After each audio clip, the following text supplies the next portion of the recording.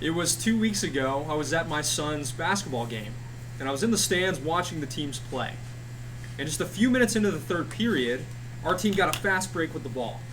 The point guard had the ball, and he dribbled, and he dribbled, and he dribbled. Got to the center of the three-point line, saw my son on the left wing, passed him the ball, caught it, jumped up, shot, 3 points, nothing but net. As soon as that went in, right before it, we heard the whistle go off. The referee actually called a foul on the play as well. So as soon as we heard that whistle, you would have seen 20 screaming fans on our team saying, "Yes! Great call. Let's go." He went up to the free throw line, made the shot, we applauded again. If you were to look 5 feet to our right, you would have seen 20 other fans singing a very, very different tune. How could he miss that call? Are you kidding me? There was no contact whatsoever. Expletive, expletive, expletive towards the referee. It was no more than 5 minutes later, the other team had the ball, and their point guard was on a fast break. And he dribbled, and he dribbled, and he dribbled. He went up for a layup, off the backboard, didn't go in. Our team came up behind, slapped the ball off, all ball, no foul whatsoever. But the whistle still went off. So you would have seen myself and my 15 to 20 friends. How could you make that call?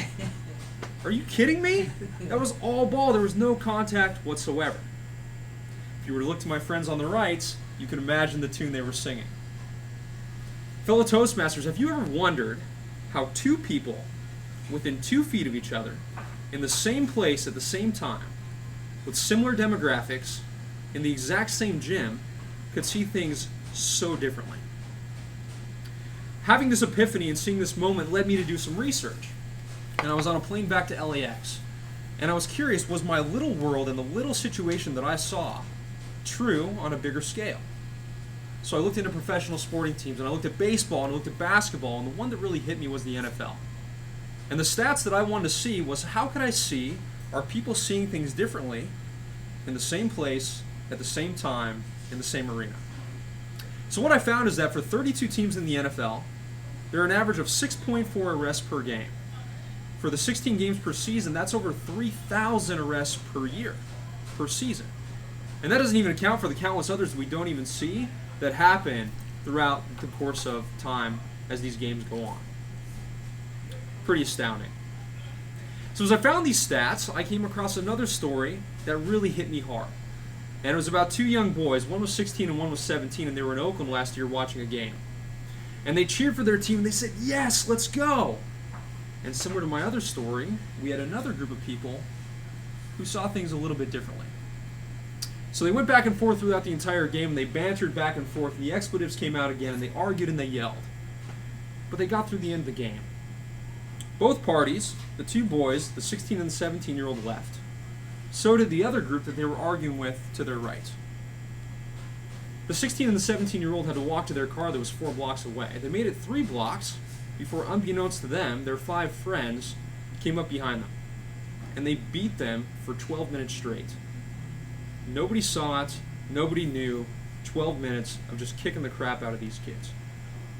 It took another 45 minutes for the ambulance to get there because they were in a spot that wasn't visible to a lot of people. When they got back to the hospital, it was found that they had lacerations on their face so deep that it required reconstructive surgery to their chin and their cheekbone. One kid got away with just that. The other one wasn't quite as lucky.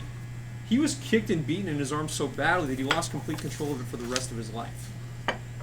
All of this, and this altercation, this fighting, these terrible things, from 2 people in the same place, 2 feet away from each other, who saw the world completely differently.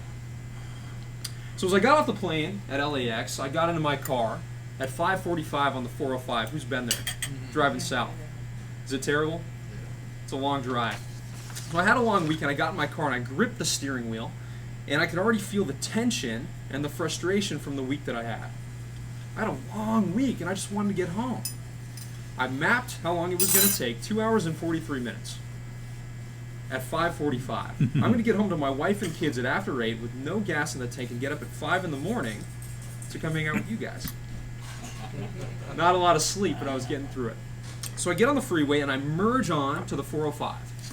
And as soon as I merge onto the 405, I've got to make a quick move because there's a sea of cars. There's thousands and thousands of people driving at this time. And if I don't make this move, I'm going to hit a median, crash my car, and that's pretty much the end of my day. And I'm not home at 8, I'm home at 11, and I've got a lot more problems that I have. So I drive forward 2 more miles, and a red Honda Accord comes in out of nowhere and cuts me off. Slams the brakes, goes up about 20 yards, takes another exit, and goes off. At this point in time, I am livid. For the next 10 minutes, I said more curse words than I could count. I probably beat my steering wheel so hard I can't believe it even still works. It took me a few days to look back and realize this situation, but was I not driving in a sea of cars on the same freeway, in the same place, at the same time, doing the same thing as everybody else? I think it's so easy for us to say it's us versus them, and initially think that they're malicious and people have problems and there are things that are going on that are just not good. We don't always take the time to take a step back and realize what's going on in the situation and realize that realistically, we're all playing the same game. We all go home to our wife and kids. We all have hopes and dreams and aspirations, and it's just living life. And if you look at it, and the more you look for differences, as I really did in a lot of those situations, again, we find more of these similarities. And realistically, if we're more similar than different, shouldn't we act like it? Mr. Toastmaster.